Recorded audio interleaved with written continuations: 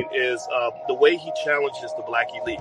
He talks about the black elite that's on TV and speaks that honest truth that we've always talked about on this platform, that a lot of times the worst ideas get out to the black community because the Negroes on TV care nothing about actually going in and building for the community. And the reason they don't is because if they do that, they'll be punished. They'll be taken off the platform and replaced by somebody who plays ball. They'll be punished. They'll be taken off the platform and replaced by somebody who plays ball.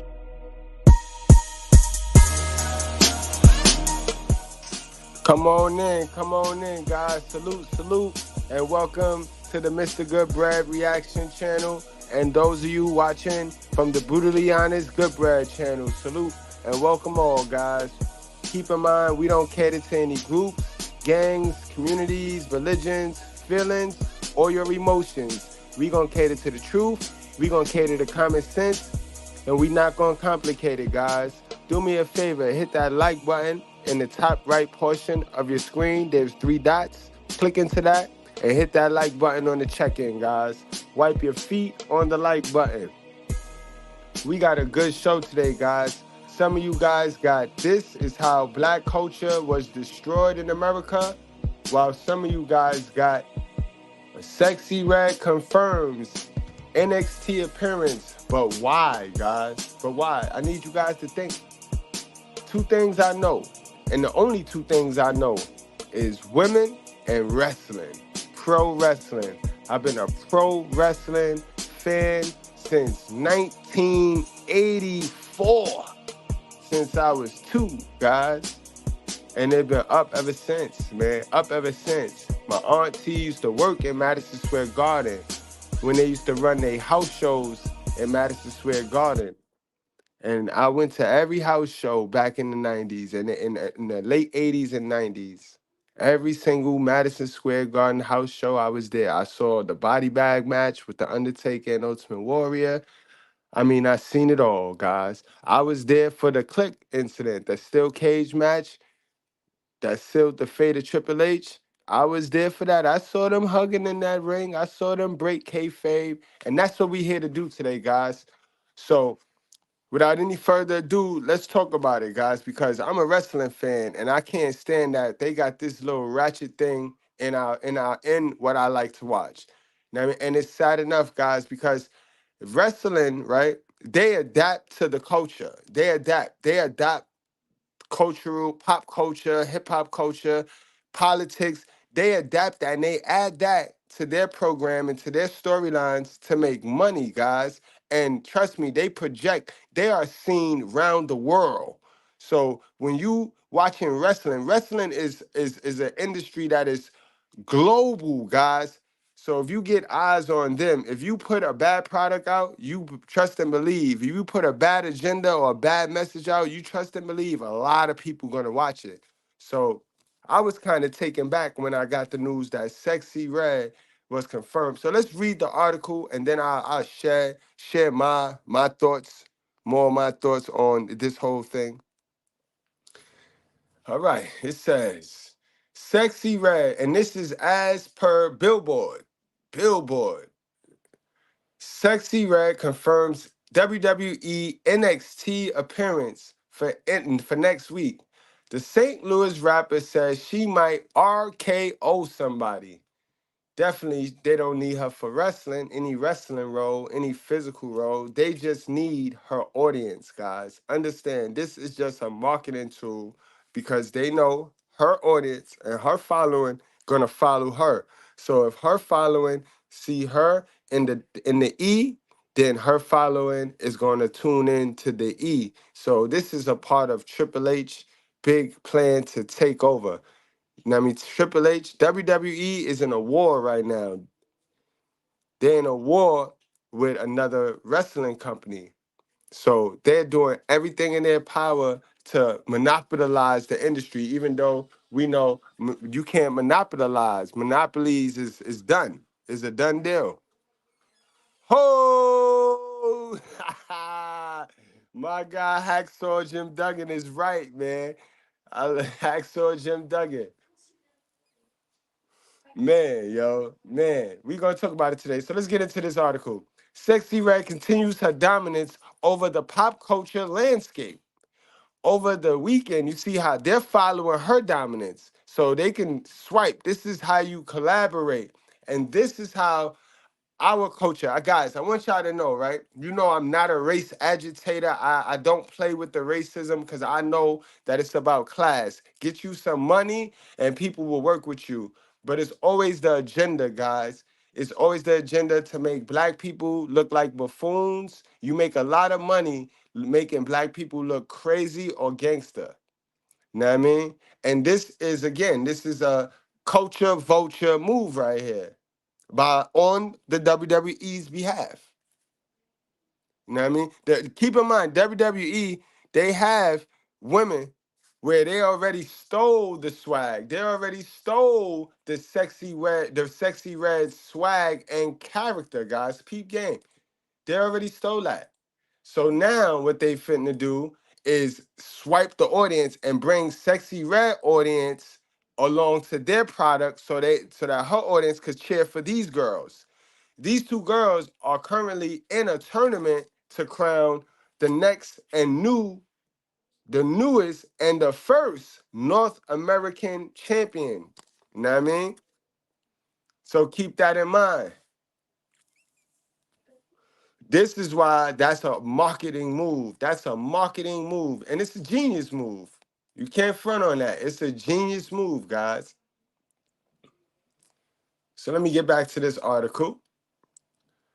Con- Continues her dominance over pop culture landscape. Over the weekend, she linked the Lana Del Rey at Hangout Festival in Alabama. The TikToker Young Mantis recently mocked up a prank. Ski Yee Shrimp Promotion. So that's her tag. She got the tag Ski Yee. We also got Jay Uso running around saying Yeet. So it's just all about these tags and it's all about the following and the influence. Shrimp promotion to help get Red Lobster out of bankruptcy. Now, after helping save America's favorite seafood chain, we know how much they love them crab legs, guys. Modern women and them crab legs. So, of course, they use her as a spokesperson for seafood, Red Lobster. The St. Louis rapper is setting her sights on the world of wrestling. Last night on X, she teased an appearance on WWE developmental show NXT, tweeting, I can't wait to go to NXT next week. Y'all, I might RKO somebody. No one really knew if she was trolling or not.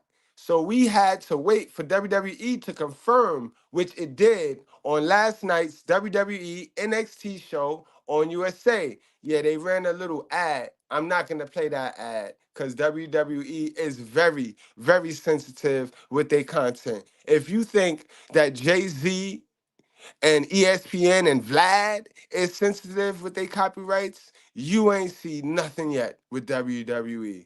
So I'm not playing that little ad and commercial, but they ran a whole commercial for it.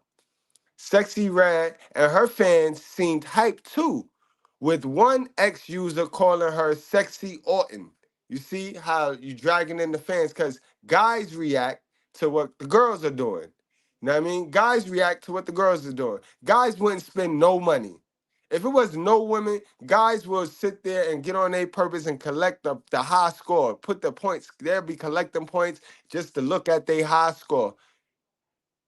It's the women that get the guys' attention, and then the guys do what the women do. Where the women go is where the guys is gonna go. So it's a very, very, very smart strategy. Very smart strategy by WWE to incorporate whole culture in their programming, in their television programming, because they know they got their eye tuned in to our stations. They know what was going on. You think that they don't know what the Red Pill is doing? You don't think that they don't know that it's Red Pill out here now? Guys, you don't think they don't know? Look, guys, I'm gonna show you something on their television. Because this is on their programming. This is how they incorporate what's going on in reality with what's going on, you know what I mean, on their TV and programming. Let me show you something that they got on NXT. And it's all of the energy that Sexy Red be on social media doing. Listen to this, guys. What you need to do is stop playing. You might have all these crusty, dusty musties tricked, But you ain't tricking us. You see what I mean? You see how they bring that they bring out, they steal the culture and it's not healthy. This is the toxic part of our culture, but they can make so much money off of it because everybody loves the dysfunction. So, you know what I mean? You see what I mean? Now do you see why they invite Sexy Red? Now do you see why, guys? I'm playing for you again. What you need to do is stop playing. You might have all these crusty, dusty musties tricked, but you ain't tricking us. Crusty, dusty, musties. I got my guy King Grove in the place to be, a current wrestling fan. You know, I know an old time wrestling fan. What's going on, King Grove? What it do? Oh, same old same, man. Same shit, different toilet, homie. Man, how you feel about Sexy Red exploiting black culture and entering our favorite sport? Well, basically, this is like when they first had, if you remember on ESPN years ago, they had that dude, that rapper that couldn't sell a record if Right. his life depended on it. What was his name? Lil B. Remember they had that dude that got Mm-hmm. knocked out, the dude that they had on what was it, on ESPN, and he had a church lady hat on, he had a blouse and some old lady earrings, and he was talking Damn. about he was gonna put a curse on I think Stephen A. and some of them other people. Right. He was, well, see, that's what I'm saying. Like, you got to think about it. They've always integrated television and media with people that were selling and people that were relevant. But we talking about somebody whose album didn't sell 2,000 records nationwide. So why would they put this man when at the time, you know what I'm saying, you had all kind of people that was doing numbers. I ain't see them try to put 50 on there. They ain't put like T.I. on there at the time. They ain't put other cats, you know what I'm saying, from like New York, the West Coast, down south, Midwest, whatever, who have sold millions of records, or just people who are famous in general in other black culture. But it seems like for the blacks, because I notice on white TV and on Latino TV, I don't see this same kind of energy. They want to put the most degenerate shit they can to represent black people. It's almost like they're trying to make the rest of America hate black folks. Church. And guys, I'm glad you mentioned that, my guy, because y'all do know the first documented slave owner was a black man off shit like this, off the stuff that we gonna go over today. That's why I don't want none of y'all playing like victims, bro. We not victims. We victims of our own doing. Cause Sexy Red don't give a damn. She's making money, and the people that tend to make money, they don't give a damn. They don't care as much as the people that get sucked into the agenda. The people that buy into the agenda, they the ones that always worrying about the white man and this and that. When the actual character, they working with the white man. They selling the culture out. There you go. There you See, go. that's the deal. I'ma go there and I'ma twerk and I'ma be me so that I could bring attention, the toxic attention to your product, and you gonna pay Right. me. Right. And I'm gonna go home and everybody gonna think that's how black woman is in America. Because your product is global. The whole America got eyes on your product. So now this is the perception of what black women are. Keep in mind, guys, one of these girls' name is Jakari Jackson. The other girl name is Legends. What was it? It's Lash Legends. So Mm. now if they not jacking the culture, they see what y'all doing. They watch social media. So her name is Lash Legends. Legends of the eyelash.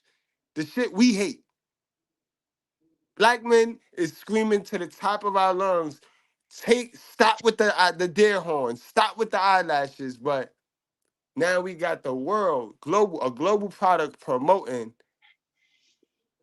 Legends lashes. Lashes legends. What did Nas say? But you let them, use you as an example. These are our heroes. Absolutely. Absolutely. And that pretty much According to the WWE, Sexy Red is a long life WWE fan, backing up that claims are a bunch of posts across social media, like when she took to X to comment on wrestler Trick Williams and his feud with Metaphor Stable, which is currently going on right now. Keep in mind, Trick Williams is an African American male who is the inaugural NXT champion right now. He's the current, not inaugural. He's the current NXT champion right now, guys. That's the big title. That's the big title for that brand. You know what I mean? So the landscape, and thanks to Triple H and the team he has put together, the landscape of pro wrestling is changing. It's changing. It's gonna take some time, but these things need to be highlighted. These things need to be zeroed in on, guys, because we do it to ourselves. You know what I mean? We do it to ourselves. And then we got the nerve to blame the white man, the boogeyman. Nah, we can't blame the boogeyman, guys. Can't sell crack if there ain't no crackheads. Exactly. You know what I mean? Hold on, my guy. I would definitely drop the link. Definitely dropping the link for anybody that want to join the live, guys. This is an important topic. And I love the sport of wrestling. And I'm not a race agitator. And I'm not a coon. But I just got to call it the truth. I got to remove the gray area. You know what I mean? I watched this pro wrestling since oh man, since I was two. The 80s, you know what I'm talking about? Facts. Salute. We got my guys of Black Gunk Zero in the building. What's going on, Black Gunk? Hey, what's happening? I'm at Goku. work. What's going on, Goku? What's happening, All brother? right. Hey, no problem. Listen, when I saw the title that you guys were going to talk about, Sexy Red entering NXT next year, I had to talk about it because I've been a long WWE fan for a long time, and to me, this is a slap in the face to the famous, to the all the great African American pro wrestlers that have ever entered the business. Guys like Ron Simmons, guys like Mark Henry, Booker T, um, The Rock. I mean, those guys that been in the WWE, in my opinion, had integrity.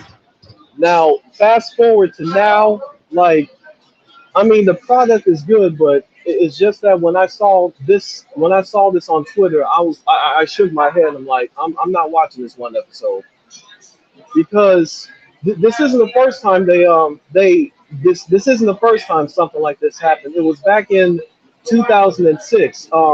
They had this tag team called Crime Time, which was Shag Gaspard and rest in peace, he died a couple years ago, and JTG. Now this was promoted by Shag Gaspard himself. Two black men. Now Preach. it was Preach, it was bro. Preach. it was entertaining at first. Don't get me wrong, but to me that betrayed a negative stereotype for black people, black men in particular. I mean, don't get me wrong. I'm a huge WWE fan. I will always watch WWE, but it's just that for things like this, that I just don't agree with. That's a That's fact. all. Man, Cuzzo, that's you, Cuzzo? Cuzzo, is that my Cuzzo? My Cuzzo from another muzzle? Dave, that's you, Super Dave?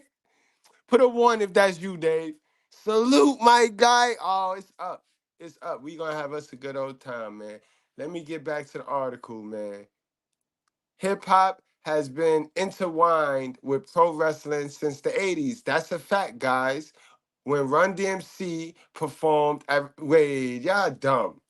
Y'all dumb for that. Y'all dumb for that. Cause it wasn't just at WrestleMania 5. It go back to WrestleMania 1, guys. They made the deal with MTV. Then they got the show. They got the Saturday show. So it go back way further than 89. But I guess this is a typo, or this is a young blogger. A slew of rappers have also made appearances in and outside of the ring, like Ice-T, Bad Bunny, and Salt and Pepper. to name a few. And rappers like West Side Guns, Action Bronson, and Wale frequently make wrestling references in their music, with the latter going as far as to host a yearly wrestling event called Wale Mania. Big Sexy will be on NXT live next Tuesday at 8 p.m. Eastern on USA Network. All right, so my Sexy Red fans, you can catch her next Tuesday at 8 Eastern on USA Network. You know what I mean? You gotta borrow somebody's password or something. Do you know how y'all do? But that's how you could catch your girl. And that's for that article, guys. So we gonna move away. Ah, that's my guys. We gonna move away from Sexy Red because it's not just the women that sold our culture out. And I'd be a fuck dude just to highlight the women and how the women sold our culture out. I'm not gonna talk about Luke. That's a whole nother video. And how Luke is the reason y'all got to pay for coochie now. And while Luke is the reason all these girls feeling empowered and all these girls twerk after they do something foolish. You know what I mean? But we gonna do a separate video on that. Right now, I'm gonna keep it wrestling, right? Because while wrestling, which is global, is doing this foolery, and then you look over at the music industry and they doing their foolery, then you look at the boxing and you see how all of these things are going off simultaneously. And that is what's being projected, the image of the black person, the image of the black man and the black woman. And we better than that because there's guys out there like me. There's guys out there like you. And we could get to the money. We could get to the goal without doing the fuck shit. We got the creativity to where we ain't got to look like a clown. We could get our point across and be dead ass serious. Why we got to look like a clown in pro wrestling? Why we got to be a maniac in pro wrestling? Why the fuck do we got to be a voodoo witchcraft against God when we the most godly people, but all our characters gotta be like Kamala and Papa Shango and crazy shit? What you got for me, my guy? Well, it's just that everything you said was just spot on. I mean, this now I understand something. I'm glad Vince is gone because he's borderline. He's just racist as hell. So he's already proven that over the years. I mean, thanks to these allegations that he's dealing with. So WWE as a whole, it's just that it's doing better. It's just that as black people, we got to do a better job protecting our image. Because right now, our image is in the toilet right now. That, Absolutely, absolutely, bro. You got any else? You got anything else you want to say? Want to add? no, not for right now. All right, so I'm gonna mute you up because of the background noise. Understood.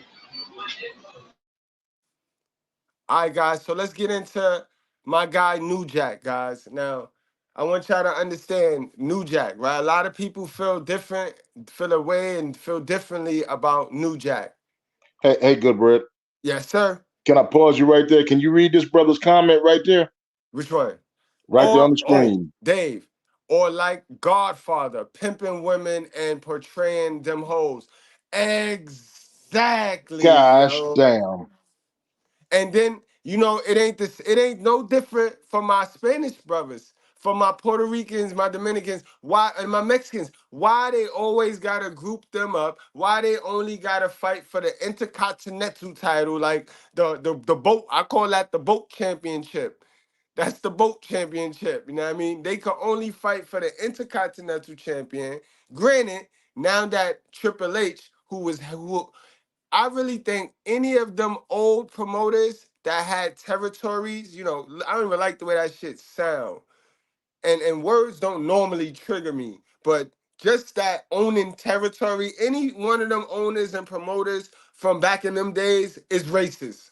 I don't give a fuck what you tell me, bro. I don't care. I watched this shit since 1984. You not gonna tell me anything else. If you own territory, you are a racist. Now Vince was the last one to own territory, and he gone, and shit changing now. But every motherfucker, all the Spanish guys gotta stick together. They never a black dude. There's never a white dude in their stable. They stick together and they stable all of the time. Like, and all they do is disrespect shit. Like they just wild disrespectful. You know what I mean? Like they it's never like a change. It's like typecasting. Shit wild to me, bro. But let's get to my guy, New Jack, guys. New Jack started out in Smoky Mountain Wrestling, guys. New Jack is gonna be known for the stuff he did in ECW. But you know what I mean? New Jack, he got his start. He got his original start in Smoky Mountain Wrestling with Jim Cornette. All right, guys. Jim Cornette was one of them territory owners. So I'm gonna play what the mainstream think about him, what the mainstream say about New Jack, right? And then we gonna get into who created the character New Jack, why they created the character New Jack, and it's gonna blow your mind, guys. All right, it's gonna blow your mind. Let's get into this. Let's get it.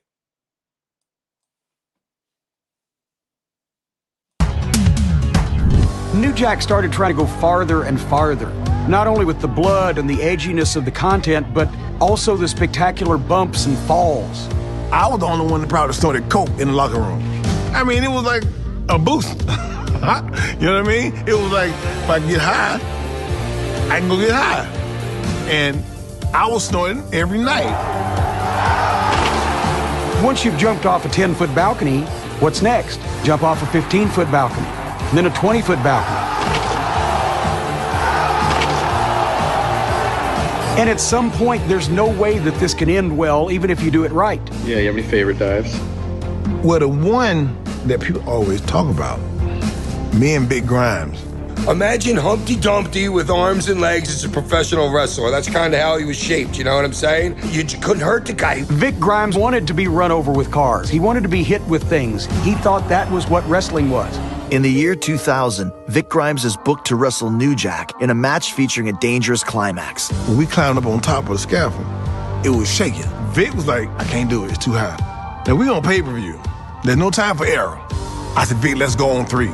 He said, Jack, I can't do it. I said, F you, we going on 3. I said, 1, 2, 3, and I pulled him. He did this flip, and his back landed up against the side of my head, and I cracked my skull. I never recovered from that. I broke my leg. I lost my sight in my right eye. To this day, I get headaches every day. I have insomnia because I cracked my skull. Vic said, this is all your fault, you dumb.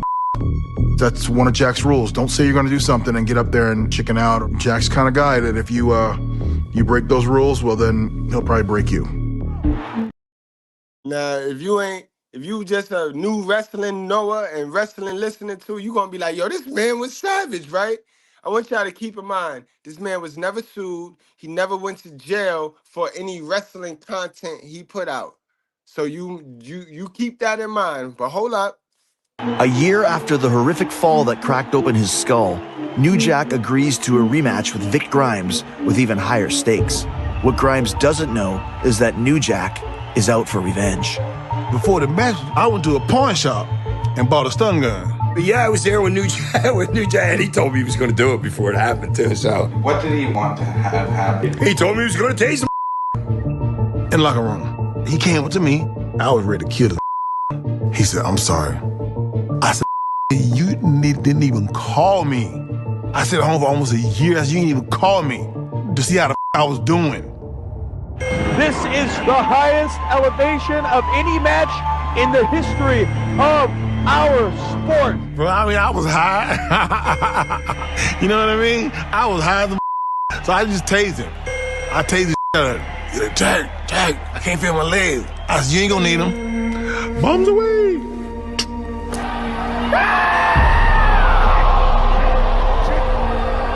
Vic was a foot from missing the ring completely, which would have killed him. I wanted him to hit the floor. I just didn't throw him hard enough. I was trying to throw his ass to the So we don't piss Jack off because a fight's never over until Jack says it's over. I can't believe he didn't die. It's the luck of fools that this guy was not at least paralyzed. And I don't think Jack was particularly broken up about it. I climbed down off of the gavel and I went up to him and when he was laying in the ring, I told him, I said, now we even, you. Big Grimes is gonna need medical attention. Could you have got him for attempted murder? I don't know. I mean, I think throwing some off a scaffolding kind of is right on that line. Yo, but like I said, keep in mind, I'm not sitting here condoning what he did with the opportunity to make money, because they know how to get you. They know how to find the people that are the most desperate. They know how to find the black folks with the saddest stories. Give them some money. You know what the fuck that man gonna do.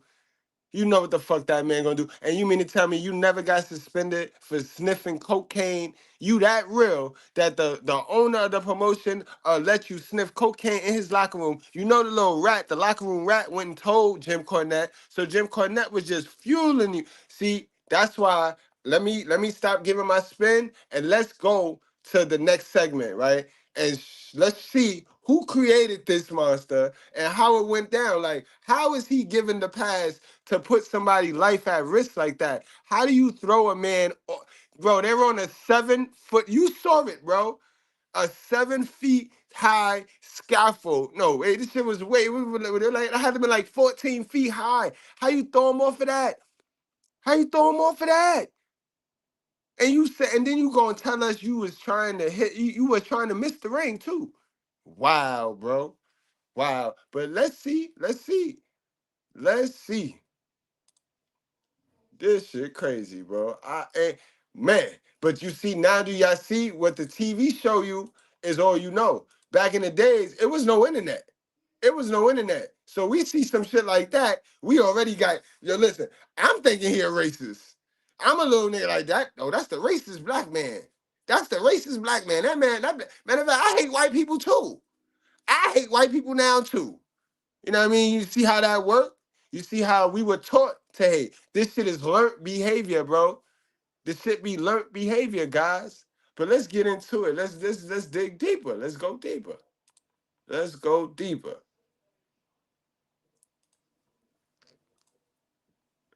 Fair use. Educational purpose only, as always. Where we take the calloused, stoic stars of the wrestling business and try to strip them down to the core and see who the people are behind the characters maybe we've come to know, if there is a difference. Maybe some of the old school there isn't. Some impersonate Stevie Wonder, some continue to just live the gimmick.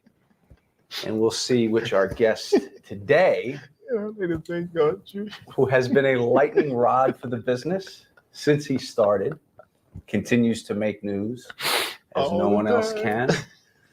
Although maybe things have changed now. Maybe things are a little different. We'll find out. Stevie, thank you. And I want to tell you that My Cherie Amour is one of the more lovely songs one could choose to have played at a wedding. Yeah, Cherie did give up a whole lot. She was more. Want to give us a few bars of it? I left bars in the car. No more of that. Our guest is New Jack. Hello again. What's up, man? What's going on? You know, we've worked together a few times. Yeah. We had a You Shoot dedicated entirely to you. You were a part of our roast of Terry Funk. You appeared on the Pajama Party video and did a run-in on Corny's guest booker. And I have to say, each time, you were absolutely difficult to work with. I know. When alcohol was involved. I know. How much a part of your life was alcohol? A lot. Now, I can't drink early. Honestly, before 12, I couldn't drink. It made me sick on the stomach, honestly. But after 12, I would drink. And I would drink a lot and do pills a lot. Did you drink every day? No. But sometimes I could go weeks without drinking. But when I did drink, in other words, I drunk. Mm-hmm. You know, no, I didn't drink. I drunk. I would drink, you know, and then go home and take a handful of pills and go to sleep. You were almost like a different person, though. I mean, it's cliche to hear, oh, he's a different person when he drinks, but you were very, dare I say, I hope I'm not shattering anybody's illusions of him, but you were a rational, reasonable human being. And then when you drank, it's almost like another person showed up. I know. Were you aware of that change? No. You've been told about the change. You know what? I never realized how bad I made myself look until we did the Terry Funk roast. And that night, I had been taking pills. Mm-hmm. And when the pills and the liquor collided, I went off into something totally different. What pills were you taking?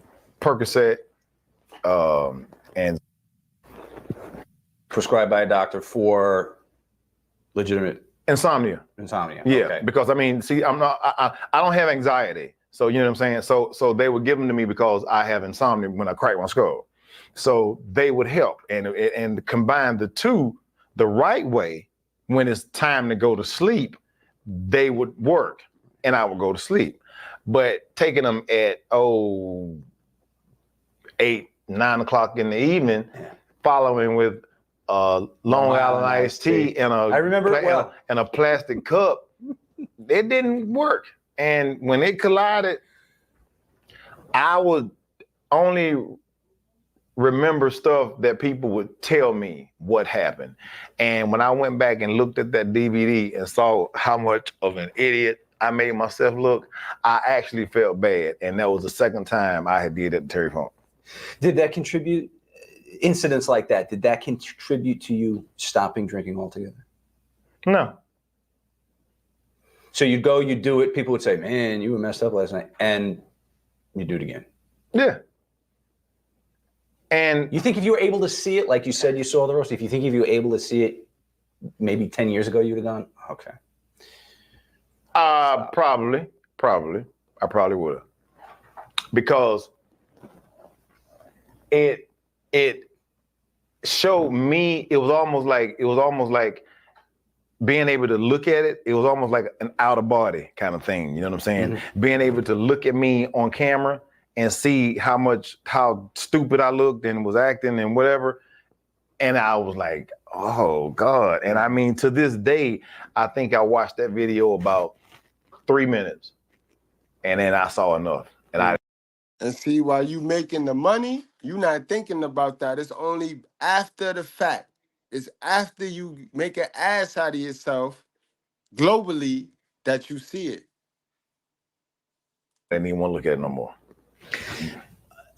Did it make you do stupid things when you were younger, maybe before we came to know the character of New Jack?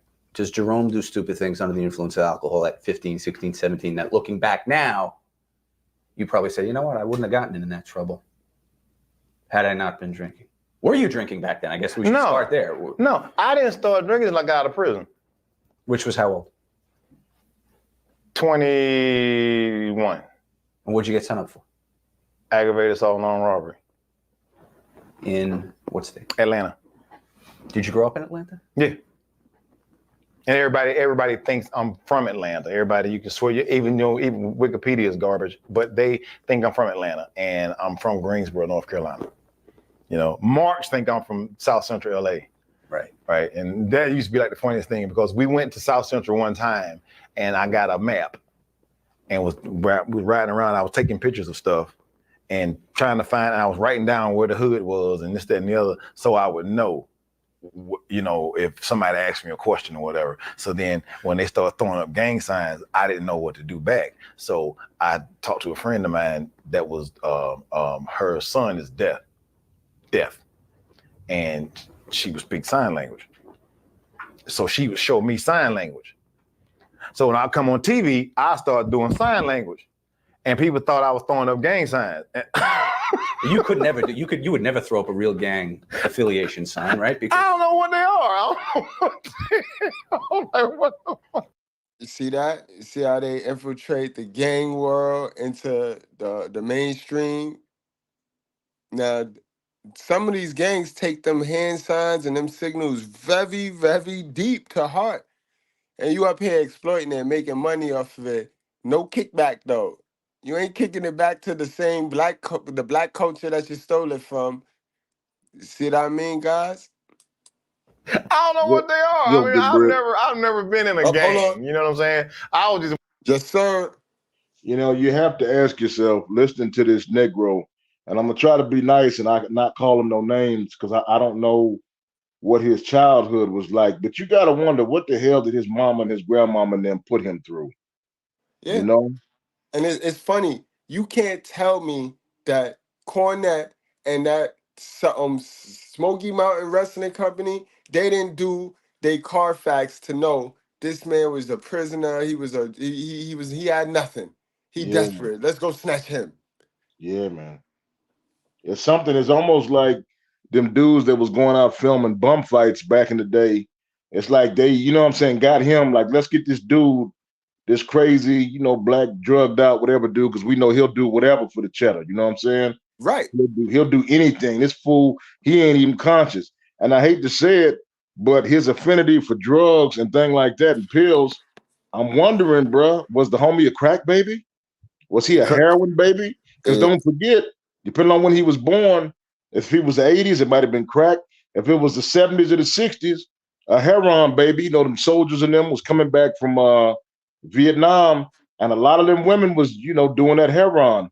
See, that's what they don't tell you. It was some brothers that was already hooked on it overseas in Vietnam. But when other brothers who wasn't fooling with that came back to the States and they wanted to party to get with the pretty girls, some of the pretty girls was hooked on it.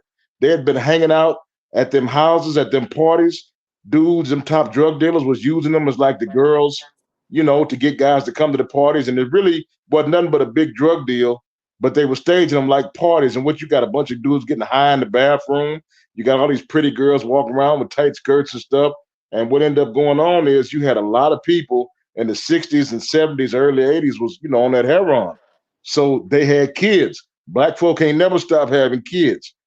So this guy here, actually, this guy and this gal are probably both products of crack babies or some kind of dope baby, because you can't tell me a normal person with any sense wants to get a bunch of tats all over their face or all this other weird stuff and the stuff he was doing coke before the show. Like, bro, this stuff, you know what I'm saying, bro? You really have to be like a person that's hurt.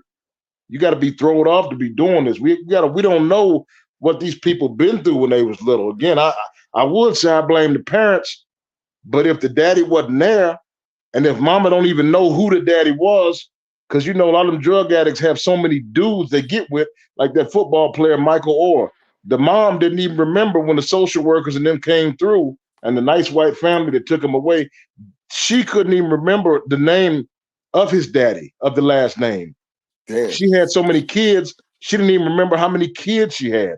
The state done took half of them. So we got to deal with the root of the problem. And it was the black culture that wasn't politicized and talked about from the 60s all the way up to the 90s. A lot of drug addict mamas living real fast in their teens and 20s, producing these degenerate young boys and girls. And this is what we got right here on the screen. Church.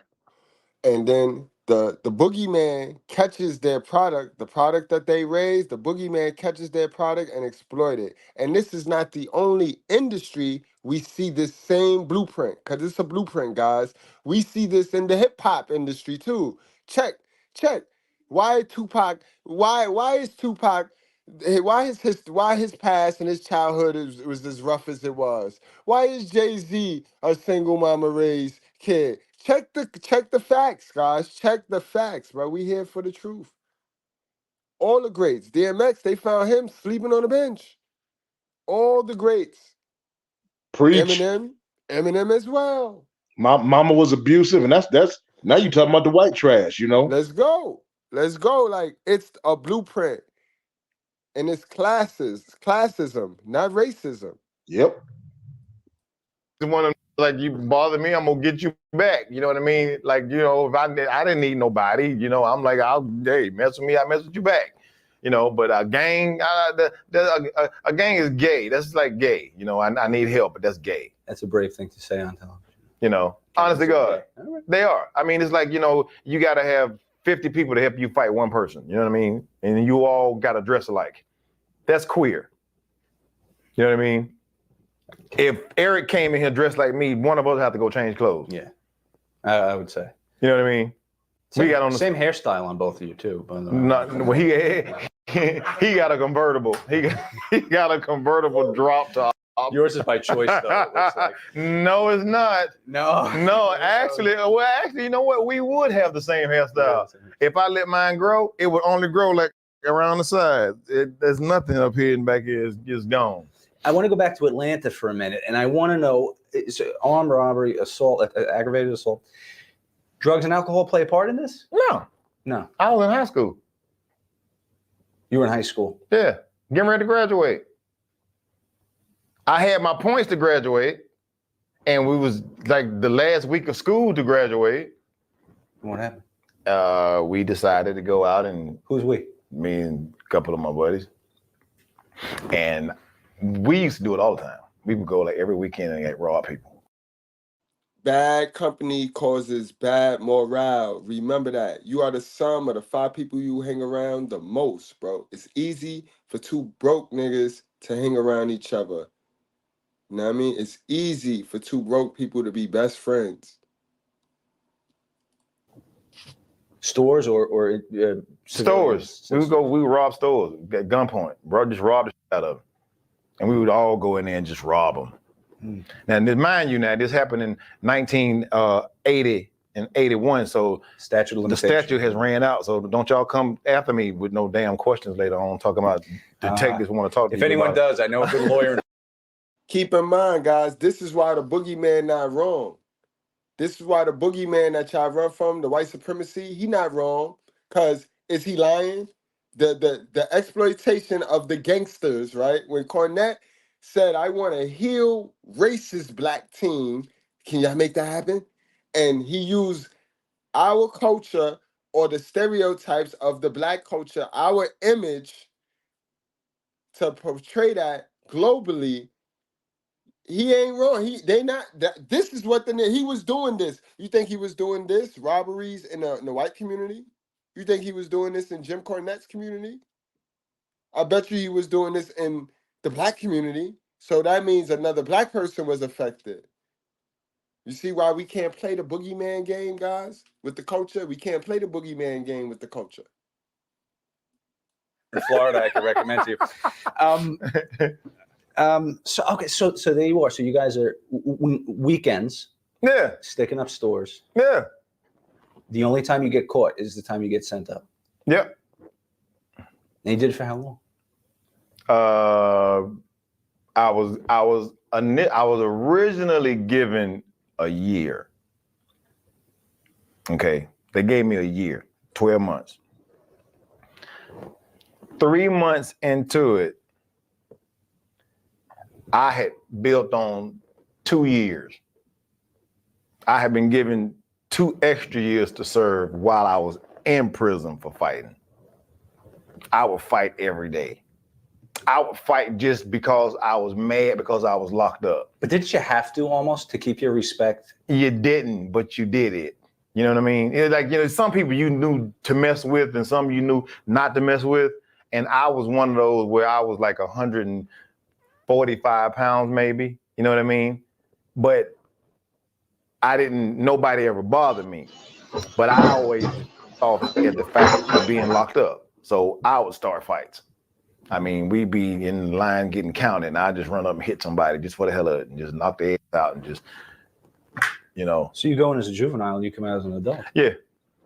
Did you have to go to juvie or did you go to a regular prison? Because I was 18, then I went to adult prison. Right. And I had built on 2 more years. And this lady came in as my counselor. Her name was Leanne White. And she said, if you stay out of trouble for 3 months, she says, I'll get you out early. She said, if nothing else, I'll get you in the halfway house.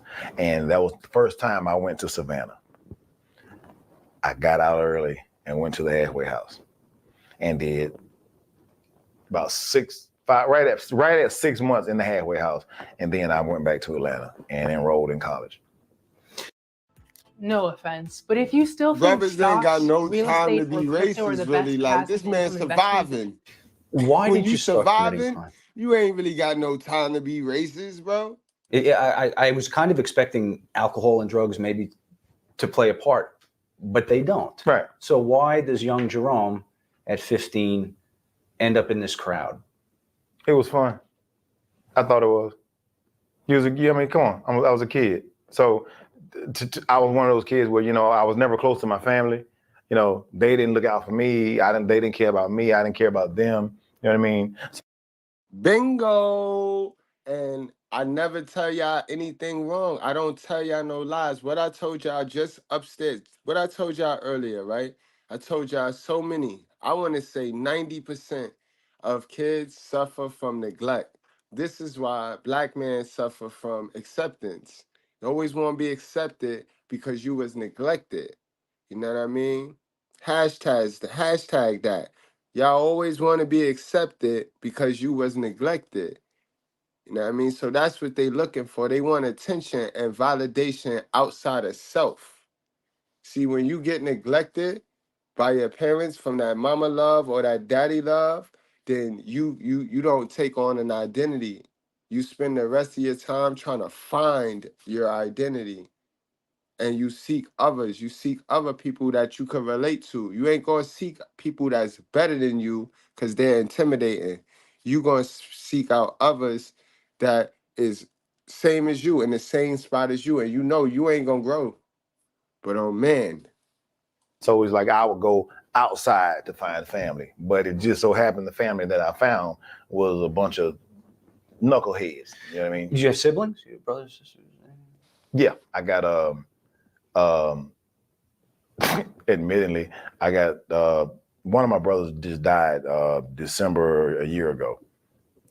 Then I got three other brothers still living, and a sister. But I don't see them or talk to them. But when you were a kid, you were all in the same household? No. Two of my brothers went to Vietnam. Well, actually, two of them went. One of them stayed. The other one played like he was crazy. And he ended up getting sent back home and put in the nut ward.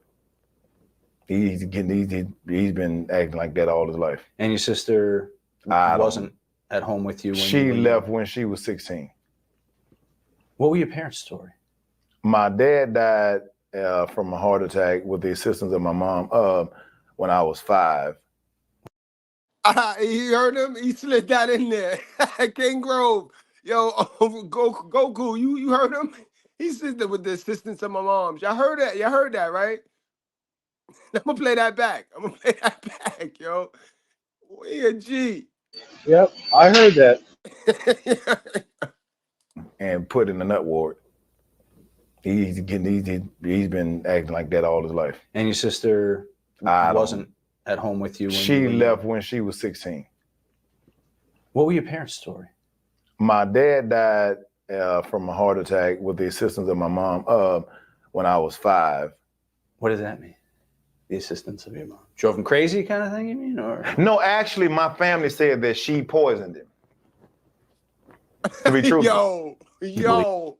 Why? How your family going around telling you that your mama poisoned your daddy, bro? Woo! Whoa, as much as I try to stay away from red pill, I can't. Yeah. We tried and we just said it, bro. And I know if there's any simps in here, any simps listening, first they're gonna say, what about the men? What about the men? But who the hell gonna stay if somebody trying to poison your ass? Exactly. Man, yo, I try to stay away from the red pill, but you see how red pill is life, bro. Now, if it was up to me, right? Who knows, right? 4 years from now, I might want to be the president. I might set my mind on wanting to become the president. And normally when God's ordained and when God's people set their mind to something, they do that, right? But if and when I become president, the first thing I'm going to do is I'm going to change the law. If you marry a man, your task and duty is to keep that man alive, right? So if that man should die before you die, ma'am, you're going to jail. Fuck all that. We ain't playing no more games. Your only task when you marry a man is to keep that man alive so that he could provide for you, right? A comfortable life until you die. If that man died before you, you going to jail. And I'm on it. Believe that? Yeah. Because he was scheduled to come home the following day, and she went to visit him. The hospital. Yeah. And 45 minutes after she came out from visiting him, he went into cardiac arrest and he died. And one day I said something to her about it. And I said, why does that side of the family, I said, why don't they like you? I said, because I talked to one of my cousins and she said, you had something to do with my dad dying. And she told me, she says, I didn't kill your dad. I only gave him something to help him get better. So she admits to having given him something while she was in the She killed hospital. that man, bro. She killed that man. She deleted that man. Sorry. Oh man, I can't say the word. Oh, you can't say the K word. Yeah. But yeah, she deleted. She assisted. Yeah. She hit Control Alt Delete on that Negro. Yo, bro. Yo, bro. Incredible. Was it by accident or was it on purpose? Were you close to your mother? Never. Prior to that? Never. I've never liked her. I always used to tell her as a kid, I wish she would have been the one that died. I've never liked her. Ooh. She's always been the type where she is like, insurance has always been her thing. Life insurance policies has always been her thing. And she had one on me years ago. When I was in ECW, she had a $250,000 life insurance policy on me, and she almost went to jail for it because I didn't sign the papers for her to have a life insurance policy on me. So when she saw you doing what you were doing on television, she ran out got and put a a policy. $500,000 life insurance policy on me. Did she have a policy on your father when he died? Yeah. And she had a policy on this guy that she was with for years. They was together for years, and she hated him. And he was supposed to die, and he wouldn't die. So she stuck with him until he died, and then she collected. And then when my brother just passed. Y'all hearing this information? My red pillars, my brutally honest good breads, my good breads from upstairs, because I know we on a celebrity gossip channel too. But you know what I mean? Y'all hearing this? Yo. But they talk about the man. They got the narrative going as if it's the man. But New Jack, you ain't helped your case though. You see, New Jack, how the money, all they got to do is give you money to act like a monkey and you went along with it. But on the other hand, bro, you suffering from the same thing that you were portraying, bro. You know, she collected, and it was almost like she was spending the money before he was even dead. You know, she had already was getting ready to get a floor for her house. I'll get a new floor put in, a new roof, the whole nine. You know, with insurance money, and I told her, I said, if I knew you had a life insurance policy on me, I said I'd kill myself. I said I would go out and I would commit suicide if I knew you had one. And the last conversation that we had was I asked her, I said, who is the company? Well, she says, I don't have an insurance policy on you anymore. I said, what's the company's name? And she wouldn't tell me, right? I said, because I didn't sign anything. I said, now, if you like... Now, bro, keep it a buck. Who is your first oppressor, bro? Who is his first oppressor? If I could get you to admit that, then you got to point the finger at you. You got to understand that about yourself. Who is his first oppressor, bro? Remember the other day, we just did the video where the moms called the police on her son, and when they got to the door, she had the pistol in her hand. She had the pistol in her hand, guys. Who is your first oppressor? If y'all keep playing yourself, talking about this boogeyman, this so-called white man, when your oppressor is that white man, that boogeyman, it raised you, bro. You got to get to some new information, because until you do, bro, trust me, bro, you're going to be walking around here a zombie. You think you alive, bro, but I promise you, you're not.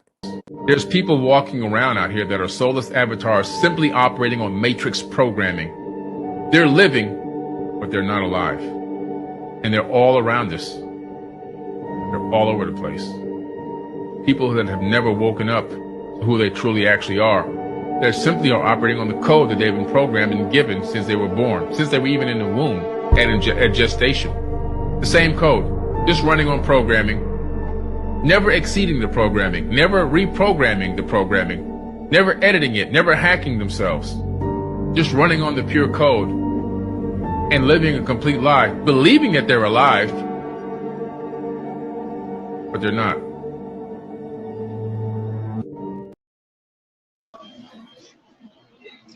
Man, guys, this is incredible information. This is a great piece, and this is fresh. They not doing this. They not going above and beyond to bring y'all the real deal. Everybody doing the same thing, and I promise y'all to not do the same thing, bro. Nope. You wouldn't pay me enough to go through all of that. No, my sanity, my well-being is my first priority at this point. Facts. And salute, we got my guys James Gall with the first campaign donation for the Good Bread campaign 2028. Salute, my guy. Salute, my guy. Man, yo. James Gall, what you want to hear, man? What you want to hear? Which one you want to hear, man?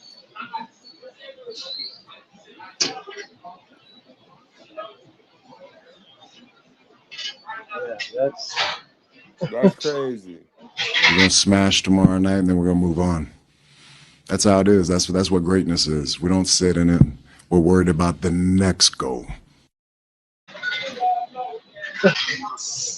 Yeah. Yeah. That's a fact. Okay. He want Ursh's. Hold on, my guy. Let me get James his Ursh's right quick. Will you please stop balling up and folding up and so we can't even figure out what it is? It's going to be $1 just laid out in there. It's all right. It won't hurt our feelings. We had to go to Family Dollar and buy iron. To iron out all the dollars because we can't even tell what they are. I work in the trustee ministry and we're trying to go to Golden Corral too. By the time we iron out all the dollars, everything is closed. And we don't even cook on Sunday no more. So just lay it in the plate. It's still going to be $1. Amen? Come on, y'all. Let's just get along. Come on. Help us out. Because we ushers. We ushers. Amen? We're here to serve you. And no. Yeah, hell yeah, bro. Hell yeah. First of all, we closing the borders. We closing the borders. You know how we do it. We closing the borders. We gotta close them borders. That shit is not cool. That shit is not good. That shit is obnoxious to me. And I mean, we got to worry about ourselves. We got to point the finger at America. I mean, I'm about personal accountability. So before we get personal, we got to kick all them outsider niggas out of here. We got to get them niggas out of here. You know what I mean? But let's get back, man. Sheesh. 18 or younger, you don't have to sign, but if you're 18 or older, then you have to also agree to the insurance policy and sign it. Well, I never signed it. Okay. So I don't know how she got one on me. So when I started to question her about it, then she wouldn't tell me who the company was, right? So I was like, well, if by chance I find out, and then my daughter told me. So I had an attorney, everybody likes attorneys. I had an attorney to call. Yo, you got to love your daughters, fellas. Hug her, love her, squeeze her. Your daughters got you, bro. They got you, bro. Understand, they cannot blow their cover, so don't be getting mad at them, bro. They can't blow their cover. They got to play along. They got to go along to get along. But at heart, they got you. Now them boys, not every boy gonna be like him. Not every boy gonna be like him. Her and ask her the information. He said, we just want to see the signature copy of the insurance policy. And she was like, I ain't telling you nothing. So she wouldn't tell him. So then she supposed to have apparently had canceled the policy. And then once I got the information on the insurance policy, I called the company and they said that she had a policy on me, but it no longer existed. So when she found out that you found out, she canceled. Yeah. Is what you're saying. Yeah. And that was the last time we spoke. So the years following your father's death, and how old are you? I'm sorry. 5.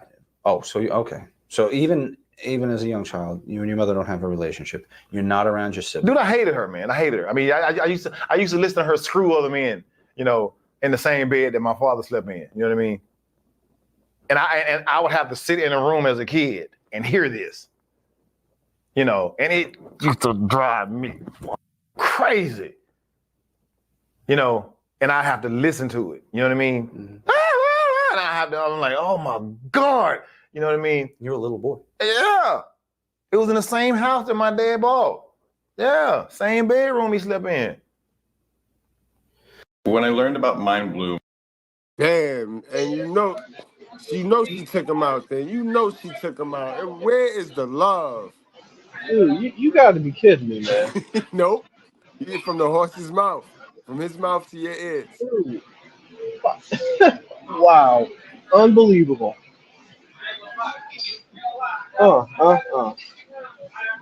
Can't make it up. You can't. I mean, wow. Dude, I would be traumatized for the rest of my life. It's a fact. I mean, can you imagine being a little boy, watching your mother bang different men in the same bedroom that her and her father sleep in? Like, wow. That's crazy to me right there, bro. Comfort in the street. The comfort that you couldn't have at home is in the street. Are you a good student during these years? Yeah. Passed every grade. Every grade. Never made a D or F. I always passed. And it's only up until high school when you run into this trouble. Yeah. Because I mean it was like, what y'all doing this weekend? We going robbing. Y'all want to go? And someone be like, hell no, man. Y'all go ahead, you know? And it'd be like a crew of us. It'd be like about 5 or 6 of us. And we'd go out and just rob the shit out of stores. Just stick them up and come out. And you would know, and everybody at school knew he was doing it too, but wouldn't nobody tell. Because we would always come to school that Monday and Pro Kids was like a shoe that was like in style back then.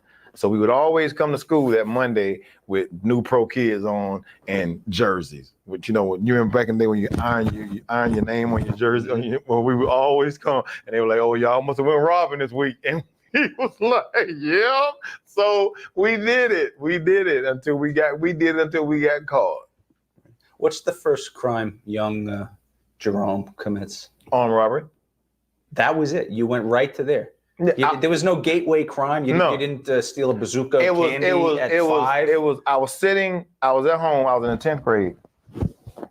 I was at home, and I had been like watching movies, and I'm like, I think I can do that, right? And my mom had a 22. Programming, the neglect from his mom's, because his dad died. Where the dad at? His dad died, so the neglect from his mom's led him to getting raised by the television set. This is how our culture got damaged, guys. Destroyed. A little revolver. So I knew where it was, right? And this store I had been casing for like a couple of weeks. I'm like, I believe I could rob him. And when she would go to bed, because I mean, she never cared what time I came or went, you know what I mean? So I would go out of the house like at about 1 a.m. and ride down on my bike, ride down to the store. You're how old now? 10th grade, you said? 10th grade. Okay. But I had like a 10 speed. So I would ride it down there and just sit there and watch people come in and out. And I watch and I'll be like, I can do it. I know I can. So one night I decided to walk down there. I said, I'm gonna walk because I'm gonna need to get the hell out of there. And I had the little gun in my pocket. And I'm like, now I don't know if you go in, do you say give it up or stick them up or let me have the money or do you write them a note? I said, I didn't know what the I'm like, oh God, what?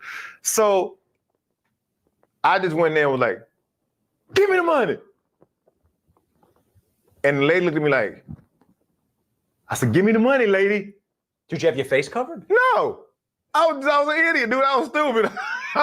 And you live in the neighborhood. And I stayed like the next apartment complex up the street. So she handed me the money and looked at me like in disbelief because I had been in that store so many times, and it was, it was. For every man, there's a woman. And for every dummy, there's a dummy.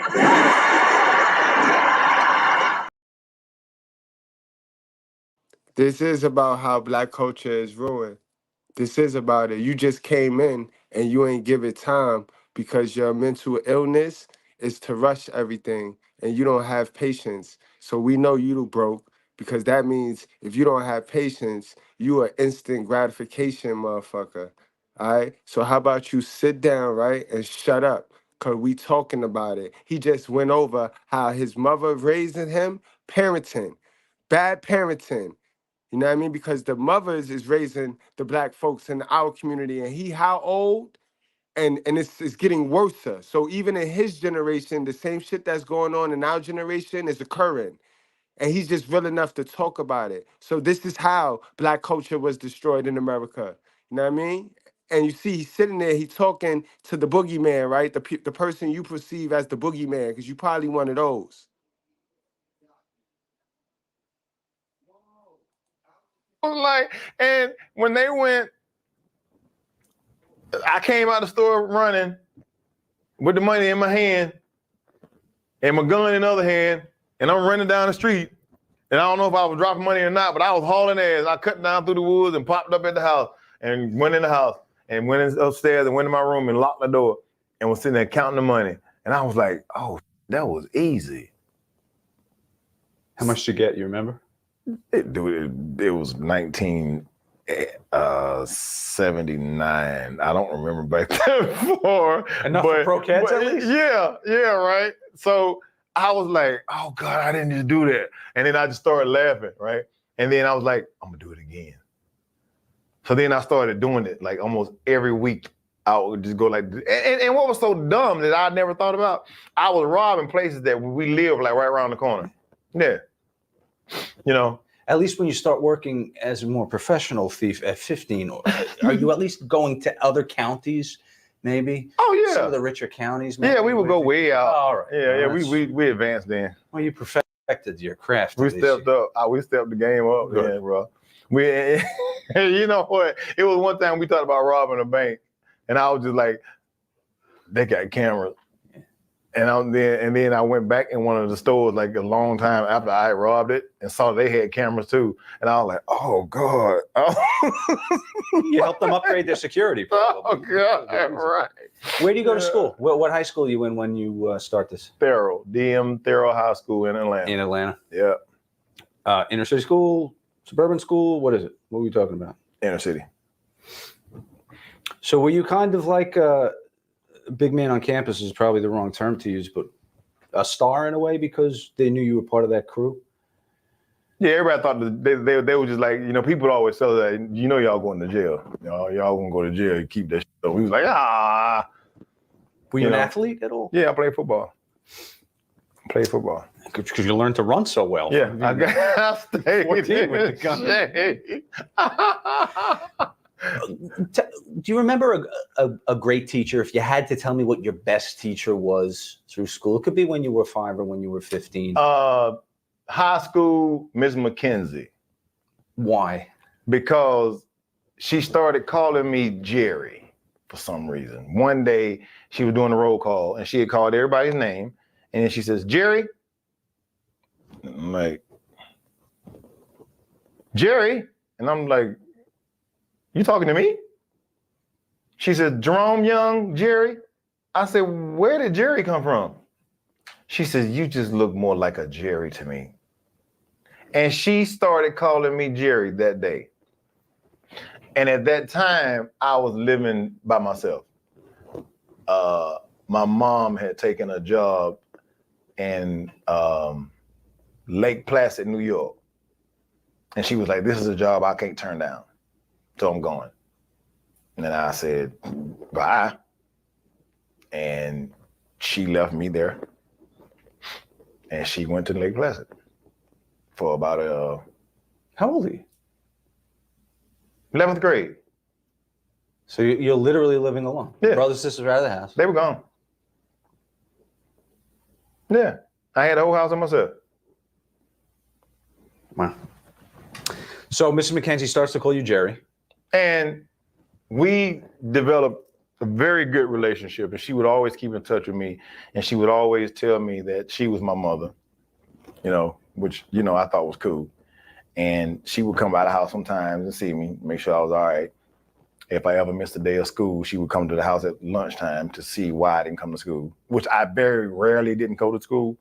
But if I did miss a day, she would come to see at lunch why I was not in school. Was she trying to save you in a sense from the road she knew you were? Yeah, and when I went to prison, the day they did the sentencing, it was her and one of my other teachers that came to the sentencing. If you don't know how to make chords, this is it. Congratulations. The chords are already made for you. You think if you had these teachers earlier, things could have changed? That was all on me. What I did and decisions that I made at that time in my life, I was old enough and aware that, I made those choices. But if had you had that replacement for the mother figure and the father figure, because he was gone when you were 5, you think the choices would have been different? It may have. I'll never know. It may have. And then again, I could have had the best parents in the world. And you gotta understand something. My father, I loved him to death, but he was an alcoholic, and he was a violent alcoholic. You know what I mean? And one time, him and my mom got in an argument, and she was leaving, right? She was leaving with me. And she went to put me in the car. And he ran out the back door with his shotgun, and shot her in the back of the leg while she was still holding me, putting me in the car. Okay. And then one time he said that he was told by one of his friends that she was cheating on him. And she was a nurse at the time. And I remember her coming in the house. She had on a white dress, a nurse's dress. She came in the house, and he came in there, and they started arguing. And he pulled a knife out and started stabbing her. And he stabbed her like 5 or 6 times. And I was standing right there looking like, and I watched her dress go from white to red. And she called the police and the ambulance, and they came and got her. And they took him to jail. Now, I was 5. It wasn't too long after that he died. Right. You know what I mean? He was out. He hadn't gone to prison for it when he died. He was still out. Yeah, he was out. Well, I mentioned teachers. If our teachers in wrestling are bookers, promoters, who was the Mrs. McKenzie of your wrestling career? Nobody. Dude, this is a job. And people in wrestling, they are so don't give a shit about you. You know what I mean? It's like everybody is for themselves. You know what I mean? It's like this whole business is such a work that I know so many people that carry the ethics of wrestling home with them and try to work people at home and out in the street just like they would do people in the ring and fans. You know what I'm saying? So you never know who you're talking to. You know what I'm saying? Or are you talking to Jerome, or are you talking to New Jack? You know what I'm saying? Or are you talking? Yo, and he was not a dummy, yo. You see how he's so woke and he's so in his reality, though. He's doing some delusional, crazy shit because of the drugs and that concussion. But the boy woke. He know he's not walking blind. He's not a blind, you know what I mean, anymore when it comes to this wrestling business. But make sure y'all hit that like button. Yeah, rest in peace. He definitely passed, guys. But he was the most realest gimmick in wrestling history.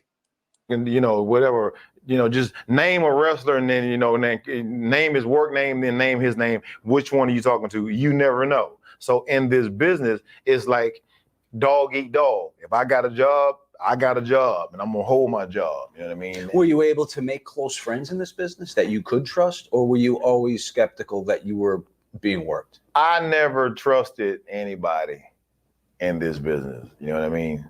And that's why when I got out and when I was In any business that you can't trust nobody, then you know that's the devil. That's a satanic business, bro. That's it's not good. Bro, nothing good gonna come from that. Well, it's like Stone Cold Steve Austin used to say, DTA, don't trust anybody. That's the golden rule when it comes to the wrestling business. Absolutely. no longer part of ECW, whatever, I never tried to keep in touch with anybody because you never knew who the locker room snitches were. You know what I mean?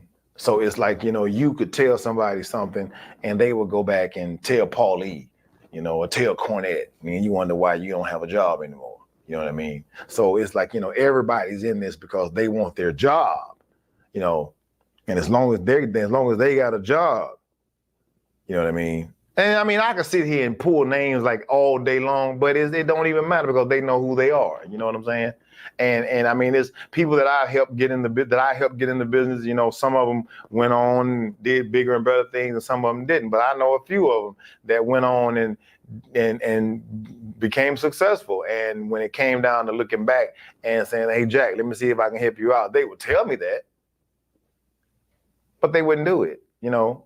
And then it's like, you know, well, then it always goes back to, well, can we trust him? Or, you know, maybe he might decide to flip out one night and stab everybody. You know what I mean? And I was just like, I mean, it was like, dude, it was crazy. It was like Kevin Nash kept me from getting a job at WCW back when they brought in Master P. But because of your unreliability, or what? Because of my history that he had heard of, things he had been told. Okay, and I never met him. So we did an autograph signing last year.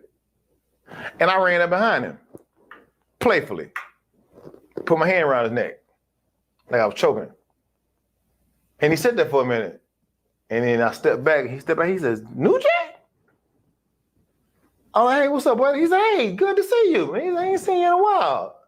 I said, "Seriously, you've never seen me?" I said, "Because we've never met." I said, "But I've heard you say some interesting things about me, though, over the years." I said, "You've kept that going."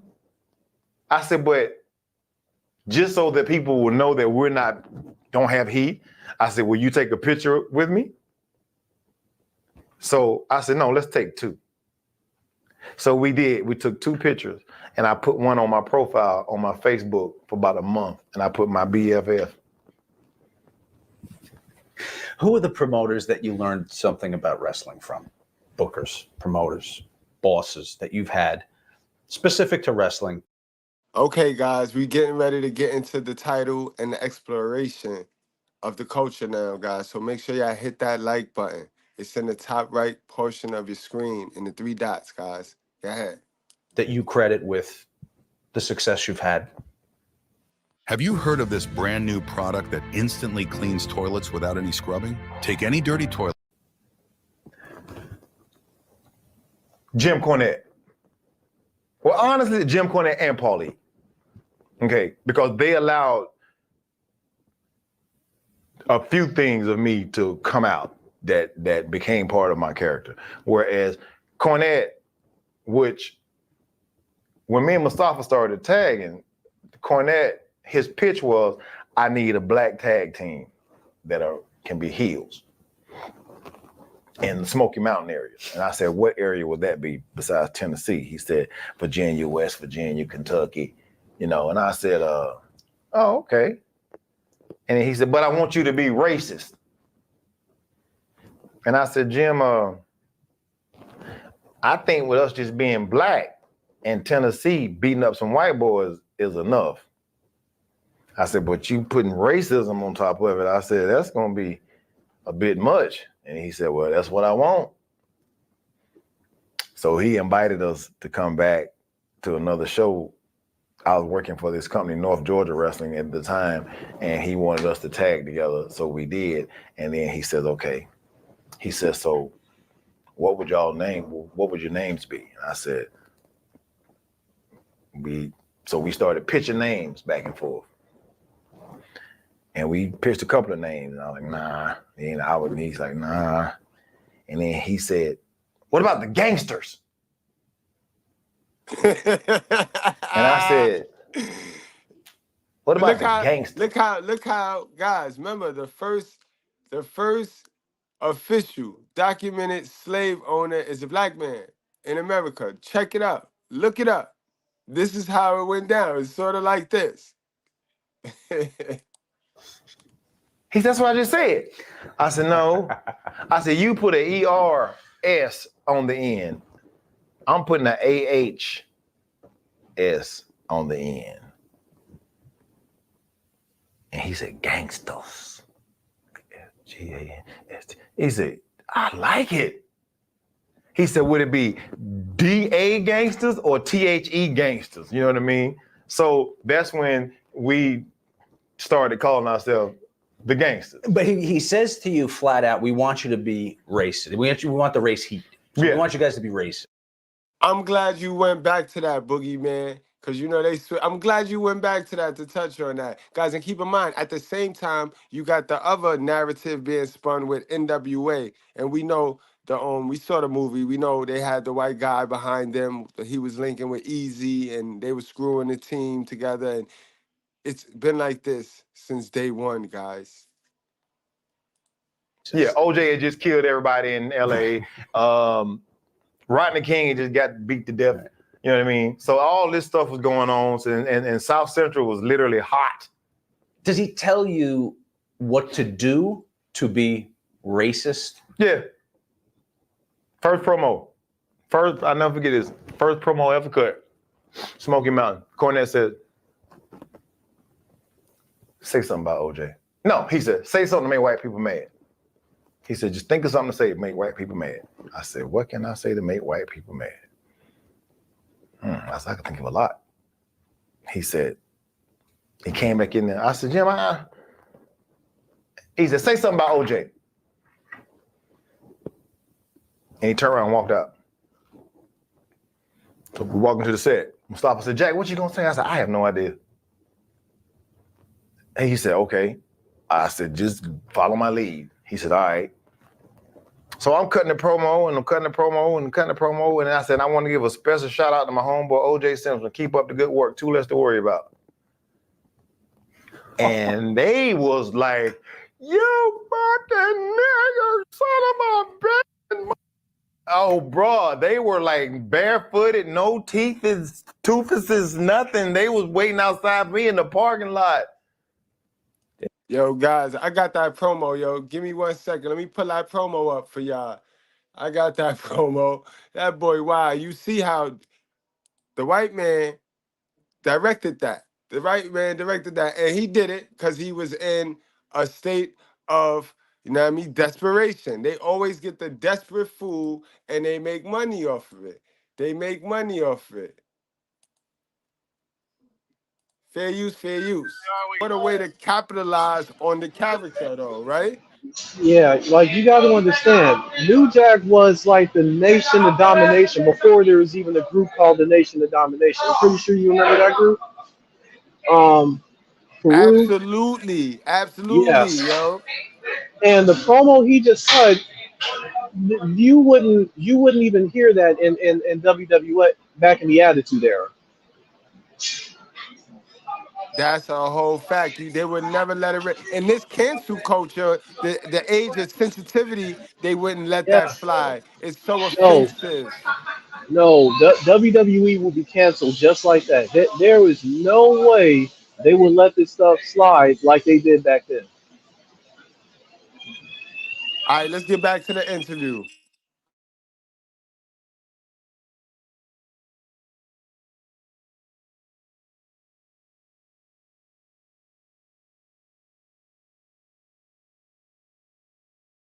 There's your heat. And from there, it became airing that thing. Then I'm like, well, it ain't fair to just make white people mad. I said, I want to make mad too. Absolutely. He got my energy. Like, you know what I mean? If I'm going to be a heel, I'm going to piss everybody off. I'm not a racist. At heart, I'm not a racist. So, you know what I mean? It's like, why? Like, damn, you know what I mean? At heart, I'm not a racist. So I wanna be a heel. So I started talking about Martin Luther King. I said he was on this anti, if they slap you, turn the other cheek. I'm like, they slap me, I'm shooting. I said, I went with that. And I said, NAACP. And then I started ragging them.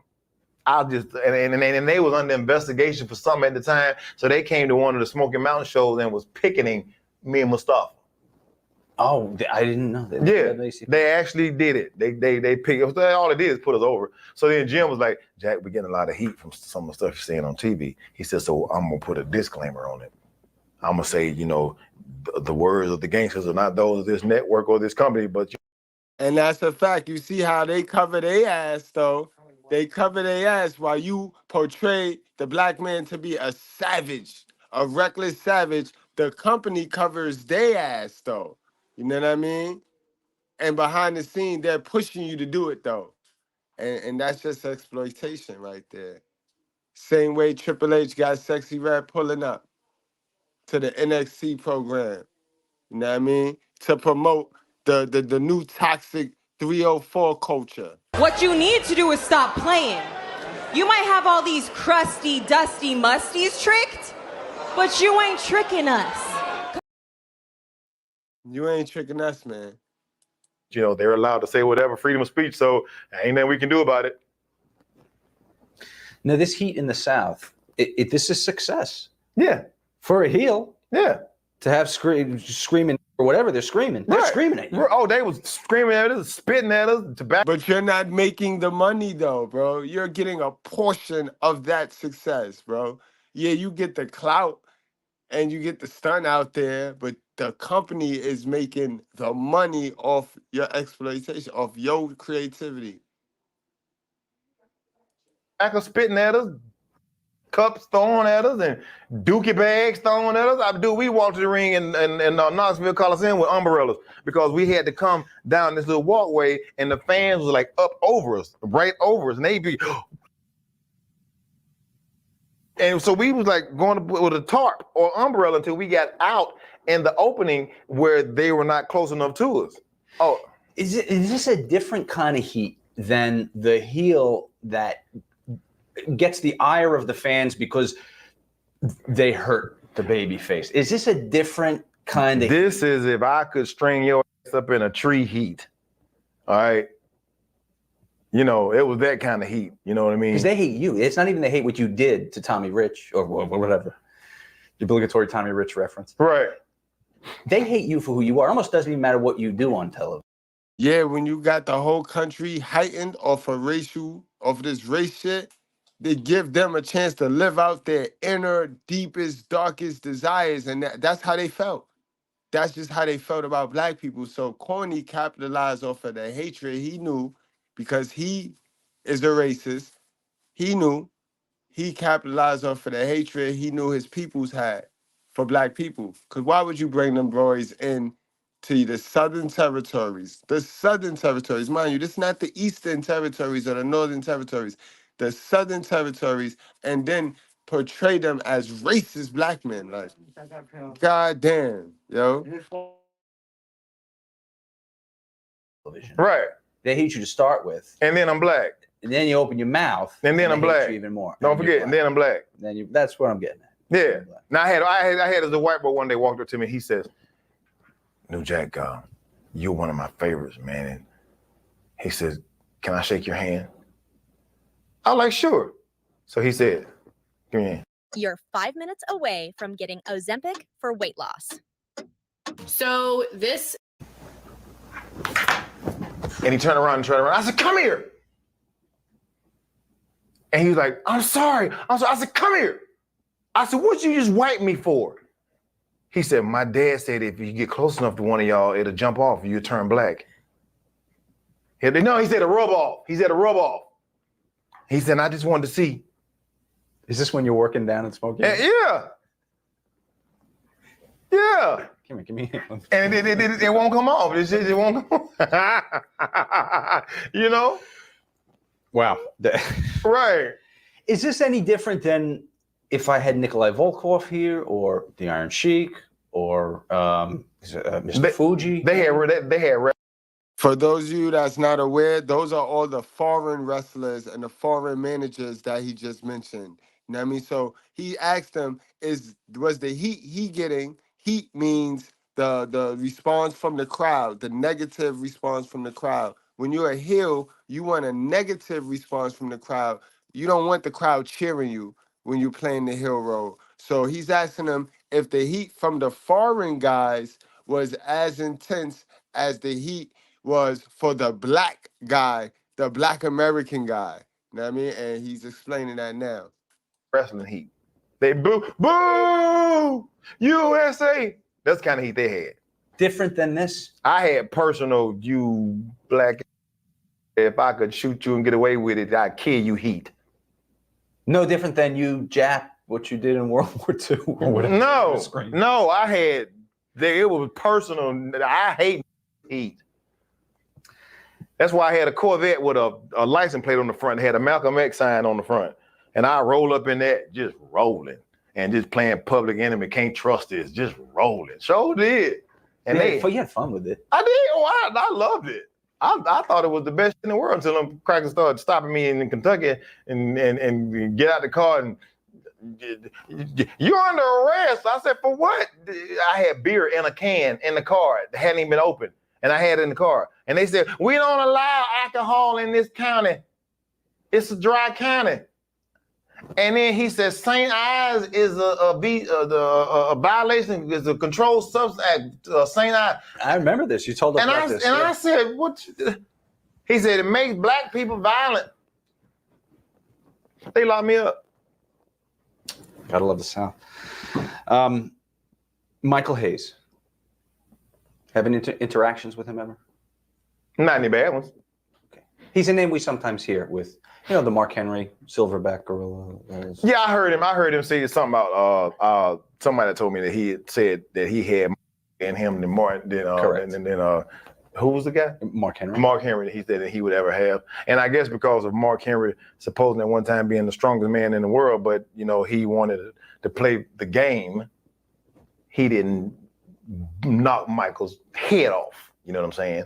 So he allowed this guy to call him in front of the boys, and he didn't do it because he wanted his job. Whereas me, I would have been fired. See, that wouldn't have happened but one time. Some of the other names we hear about, Bill Watts. Never any. The only Bill Watts story I had was he gave Junkyard Dog a doo-doo brown 1974 diesel Mercedes that didn't run. I don't know. I met him, but I don't nothing. You sometimes hear opposite ends of the spectrum. People say, "Oh, he was," I heard he was racist. But then his defense was always, I pushed Ernie Ladd and JYD. What are you talking about? I put a belt on. Yeah, that's business. But I don't know how much truth it is to this. And if I'm wrong, then Dusty, forgive me. But somebody told me one time that they had told Dusty Rhodes that we need a black guy with charisma. And Dusty said, I'll be your black guy. And that's where the whole talking with the lisp thing came from, baby. And that's a fact, guys. I want y'all to know Dusty Rhodes is not black. You know what I mean? He's the son of a plumber. And that plumber was not black, you know what I mean? So not WWE, but the wrestling industry, the wrestling business as a whole always flirted with that, you know what I mean, blackface character type shit, like how the movies did. You know what I mean? They always flirted with it because WWE and sports entertainment is no different from Hollywood. You know what I mean? So they use the Hollywood templates. But Dusty Rhodes was not a black man, but he always jived and did all this catering to the black audience. You know what I mean? Granted, he does have a biracial son. You know what I mean? Cody, salute to Cody, champion right now. But this wasn't the first time they flirted with trying to make a white man into a black character. For those of you, I got a third channel that I speak about wrestling over there, and I did a video with it. I talked about the African Dream, Akeem. They flirted with that character. That was the one-man gang character. That was a pure white boy. You know what I mean? Looked like a biker. Looked like one of them them punk rockers, them punk rock bikers that you'll see on the train. In fact, y'all remember the Ninja Turtles? Y'all remember the bad guys on the Ninja Turtles, Bebop and Rocksteady? That was the one-man gang character right there. Then they converted him to a dashiki wearing, supposed to be jive turkey. They partnered him up with a black man. For those of y'all that don't know, Slick, the doctor of style, Slick, and they rolled him out to us as the African Dream. And it was a rib at Dusty Rhodes, who was over in the other promotion running with the American Dream character. So that's just a little bit of science for y'all, a little bit of history. You know what I mean? You know what I mean? And that's what I was told. Now, I don't know how much truth it is to it, but, you know, all of a sudden, he was the Muhammad Ali of wrestling. You know what I mean? Was this Eddie Graham, I guess, that had said it? Because Dusty kind of got his big explosive push. And it was just a story I was told. You know what I mean? It's almost like repeating something, but you don't really know the truth. And then a rumor starts. So I don't know where it came from. It was just something that I heard. Fair enough. Tony Atlas said something interesting when asked about racism in the locker room and in wrestling's politics. He said, I was a victim of a lot of racism, but I'm paraphrasing Tony. It wasn't the white guy, it wasn't the bosses I had to worry about. It was the black guys trying to take my spot. That's where he felt the greatest amount of discriminatory behavior. You share that sentiment? This is amazing, dude. I love Yo, this Mark, thing. facts, Mark. So well. Facts. You remember he came to the ring with the little bop. He was doing his arms. He always used to be moving his arms. Like, what, bro? What the fuck is that? Black men don't move like that. Y'all go check that one-man gang video out. It's on the Figure 4 TV. I'll drop the link in a second. But yo, man, and he was called the Hakeem, the African Dream. You know what I mean? And then I'm watching all wrestling at the time, so I know we got the American Dream, but I also know Vince wanted Dusty. He wanted to steal Dusty from the territory, but he couldn't. So you know, Vince is known for making his own characters. Like he wanted the Road Warriors, Hawk and Animal, and he couldn't get them, so he made Demolition. Vince a maker. You remember he made Diesel, a fake Diesel and Nash. Vince be reaching. Not to mention the fake Razor Ramon. Let's not forget him when when Nash and Ramon left WWE for WCW at the time. Right. Facts. Black people in this business, they're very few. In every locker room, they're very few. And it's like, if a white boy goes out and do something, they'll be forgiven real easily. If a black guy goes out and do something, first thing they get is fired. And I told you he was going to do something sooner or later. So the black guy has to play the game more than the white guy in this business. It always has been like that, you know. So when you get a black guy to come along and get a job, he's gonna kiss every that he can kiss to keep that job. And I have seen him, and I'm not gonna even mention his name, but I have seen him in the business since I've been in it, kiss their way all the way up through WWE, down to TNA, and so on and so forth. That kind of narrows it down. But you know, I've seen them do it. You know what I mean? He talking about Booker T for my wrestling historians. He talking about Booker T. He can only be talking about Booker T and R-Truth. And we know Booker T, the bigger star, the bigger black star of his time. I mean, and I'm just like, I can't play the game. I've never been able to play the game. And Paulie used to always tell me, Jack, just play the game. I said, I can't. I said, because I didn't get screwed in prison. I'm not going to get screwed in the free world. You know what I mean? I said, I can't allow another man I can't bow down to another man and show him humbleness and graciousness because he's giving me a job.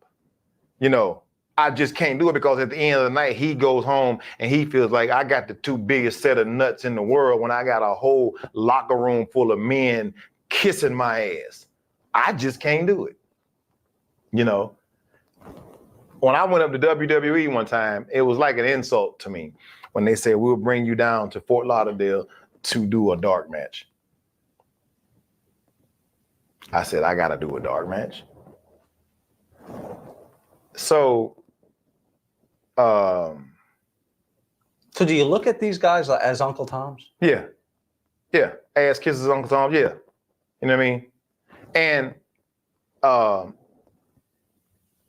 Eddie Guerrero, not Chris Benoit, Malenko. Mm-hmm. He says, Jack, whatever you do while you're here, do not say anything to Vince unless he says something to you. And I said, why? He said, because you just don't do it. I said, okay, he's with my head now.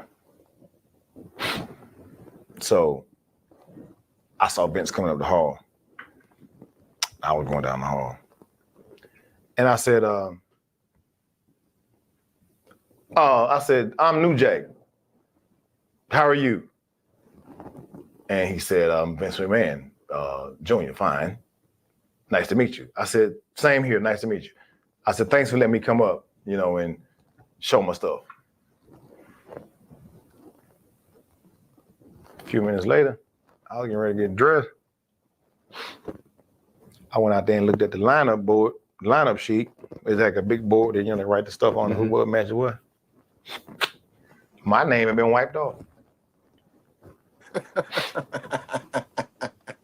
I said, okay. Who was the agent that night? John Laurinaitis? Yeah, him. And I didn't know what was going on. So I was like, John, what happened? And then he says, well, I don't know. We changed things around. He said, Jack, somebody heard you going over your match. And they got worried that you would take away from the beginning of the show. So we just decided we might use you at a later date. I said, okay, I'll only do what you, I said, whatever you ask me not to do, I won't do it. Okay. And I guess he said, well, and I said, and it's not live TV, so it ain't like anything you got to worry about cutting, you know what I mean, or editing or whatever. He said, well, just give me a second, let me see.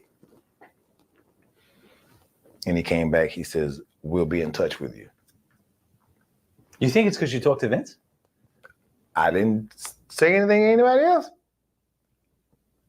I had no idea. And I went and they gave me my money. And me and the MVP guy, what's his name? He was MVP. Yeah. He was trying to get a job with him then. So we sitting there, I guess it's Gorilla in that room, watching TV. Yeah. Right before you go to the No, Bruce Pritchard would have been Pritchard. The gorilla position. Yeah. So we're sitting there, and everybody's watching the monitor, the TV, the monitor.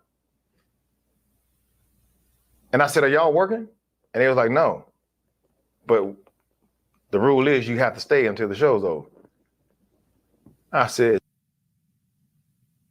and there was a seafood bar right across the street. So me and Antonio walked over there. And he was like, Jack, man, I've been staying in shape, man. These crackers won't look at me. They won't give me a shot, man. And I just want a job, man. That's all I want. I just want a job. I said, well, bro, stick around, play the game. You might get one. And lo and behold, a few years later, they made him MVP. Is he one of these guys maybe we were just talking about? I don't know. He might be. I don't know. Because he was so off that night, but he still wanted a job. You know what I mean? And I mean, it's a job. You know what I mean? All it is a job, but it's just the way that a lot of these guys will lower themselves so low to get that job. You know, that they will kiss to get that job. You know what I'm saying? Yes, sir. Thank you, sir. Well, I'll be over here, sir. And I used to start tap dancing sometimes. I'll come in the locker room and just start, mammy. You know what I mean? I said, because I said, all y'all need to do is paint your lips white. I said, because that's what you look like. I said, you look like some Amos and Andy act. I said, it's ridiculous. Were they afraid of what? You tell me. Your past, knowing these other incidents, hearing about drug use maybe, the prison stint, or just, I mean, clearly you were treated differently up front than. Somebody emailed me, sent me a rap sheet of all of the wrestlers one time. Not all of them. Of the crimes they committed? Yeah, that they've been mug shots. Oh, okay. And I'm surprised that I wasn't on that. I was offended. I'm like, well, damn, they got this pub and I said, they ain't even put me on the rap, on the, you know. Was he in the game? We just did the mugshot game with somebody. We don't have it. You know what I mean? We could put you in the next. Yeah. So, and I mean, I didn't even get included in that, and that came out. I was like, well, damn. I said they could have put me on the damn rap sheet. It was something negative. Booker T was sitting there smiling like, you know what I mean? But you know what? You're more angry than he is. Huh? You're more angry than he is, maybe. I'm not angry. Were you seen as an angry guy? Yeah. But you're not an angry guy. No. Were you an angry guy? 1998, here we are. I was probably on coke and very intensified. I don't call it anger. I was intensified, you know. And I was just like, Paulie knew. He said, I got to. He's a draw. You know. If you had a chance to play the game a little bit, would you have? Nope. Even if I could tell you the story ends with you, I don't know, main eventing WrestleMania next year. That meant nothing. I could make that same amount of money selling drugs if I wanted to. And you know what? I would be there less time and make that amount of money if I wanted to. You know what I mean? And you would equate having to become the Uncle Tom spiritually to the same thing as selling drugs. Yeah. You know? And I mean, one of the things that happened when I had a meeting with WWE, whatever, they wanted my name. They wanted the ownership to my name and the likeliness of my name, character. And I said, no, I'm not gonna do that. I said, New Jack is mine. I said, New Jack goes to the grave with me. I said, because there's a life after wrestling. Some of y'all don't know about. And I said, when you sitting up on the hill in that big house and you making all this money right now and you're not thinking about what's going to be in 10 years and you ain't never done the indie circuit, I said, you will see what it's going to be like. You will experience something that you've never experienced before. Did the majority of the guys sign their names away? They gave it up like a fag in prison.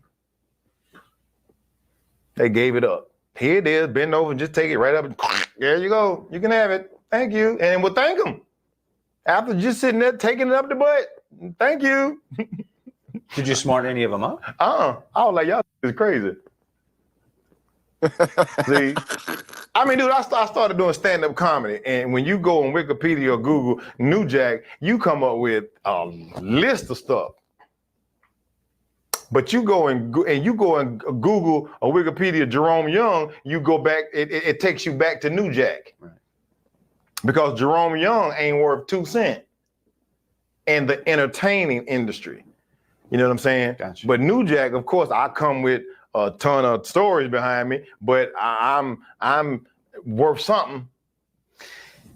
I asked you if you were an angry guy back then. You said, well, maybe I was just a little intensified from the chemical inducement.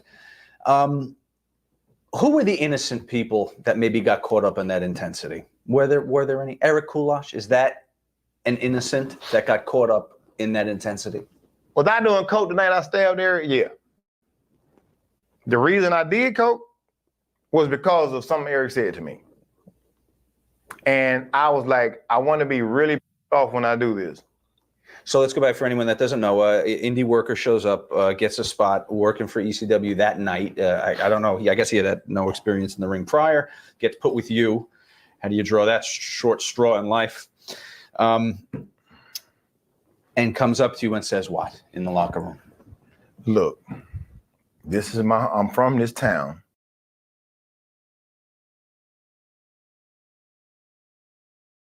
All right, guys, y'all could go to On the Couch for the rest of that. But I want to Breaking Kayfabe for the rest of that. I want to get to him running down on Cornette, because I need him to tell the story that he told us just now in front of Cornette. You know what I mean? So that y'all could get a broader picture and a broader aspect of how this thing works. It's not about race, it's about class. Once you get some money or you get some value, the most racist people is gonna work with you. You just don't let them jerk you. Chris Benoit and trying to injure. And don't sell your people out. Help your people. See, New Jack, he not getting off the hook because I don't see nothing that New Jack helped. New Jack ain't helped nobody. He helped himself to some coke, but he ain't helped nobody. And that's where his downfall came. Rest in peace. I gotta love this man right here. He made Cornette so much money, bro. That gimmick, the gangster gimmick, made so much money, bro. Cornette's still eating off that shit right now in that big ass house.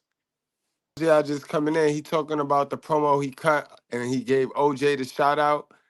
You know what I mean? Right around the time where OJ was being charged with the deletion. Absolutely. See, and he's telling you the same thing he said to us right there in front of Cornette. So that lets you know. And Cornette's sitting there turning red damn near, yo. Say he turning red, that's that devil coming out from under him right now. All right, guys, man.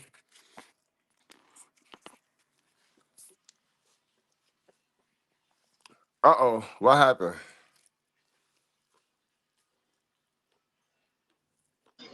That was wild. That was wild, yeah. I think they said we lost him. I stopped sharing. Are we back? Put a 1 in the chat if we back, guys.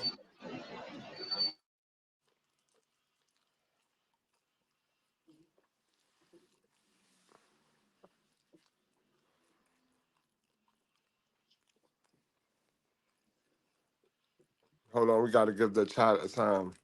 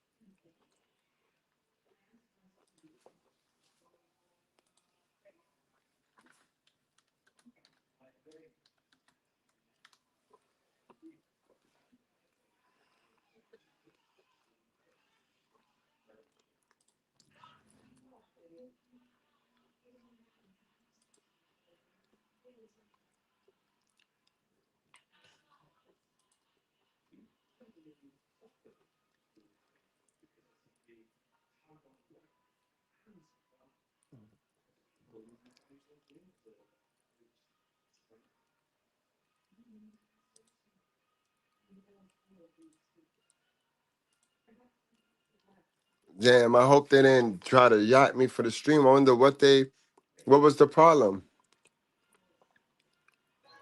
I hope they didn't demonetize you or anything like that. Yo, this is crazy.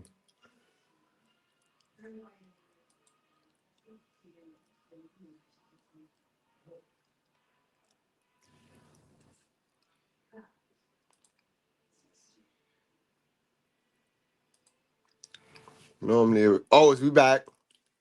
We back. We back, y'all. We back, gang. We back. We back. We back. And I just got to trim out that part. I just got to trim that part out. But we definitely back. Salute to Zone for teaching me that trick. Word. Word. Woo. Yo, this was a heavy subject, guys. But, you know what I mean? To keep it clear, we do it to ourselves, guys. Ain't nobody do nothing to us. Ain't nobody do nothing to us. So don't be a victim. Get money. Know what I mean? My God, Goku, you want to say anything before we wrap this thing on up? Hey, this was a that was a great stream, but hey, New Jack didn't pull any punches. No doubt about that. No, he didn't. He told the whole truth. He told the truth about himself. He told the truth about others. And that's what it's all about. It's not about right or wrong. It really be about understanding. And it's not about perfection. It's really about truthfulness, guys. Understand that. It's about being truthful. That's what it's about. You know what I mean? Guys, I want to thank y'all for coming on out today and giving me y'all time and y'all attention. I appreciate y'all. Definitely appreciate those that supported the channel by hitting the like. And, you know, my guy, James Gall, you know what I mean, for holding me down with the 20. Thank you, my guy. Guys, I'll see y'all later. Y'all wrap up, strap up, drink responsibly. Do not play with your life, guys.